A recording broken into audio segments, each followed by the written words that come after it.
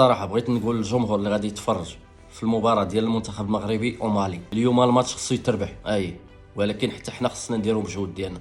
الجمهور اللي غيتفرج في ملعب مولاي عبد الله، الا دخلتي للتيران ما تبقاش جالس اخويا، ما تبقى التيران راه ما جايبكش الماكله، راه ما جايبكش باش تصور سيلفي، نوض شجع، الماكله نساها، مالك ولدي جاي تفرج في روران كاروس ولا ياك ما مقطع على رافائيل نادال؟ كتحرك في راسك بحال نوض صاحبي شجع، خرج لي داك الحلق، سير ولكن شوف راه هاد اخر فرصه لك، راه هاد الفرصه هي اللي عندك. ما بقيناش بصراحه ما بقيناش كنهضروا على الملاعب، ما بقيناش كنهضروا على المشاكل، ولينا تنهضروا على راسنا باش نشجعوا. راه هذه اخر فرصه لك، راه الا مشيتي السنوات القادمه 40 سنه الجايه راه ما غتديهاش اصلا في افريقيا، ما غتديهاش في الكاميرون، ما غتديهاش في السنغال وفي تونس وفي الجزائر، هادوك غيطفيو عليك الضوء.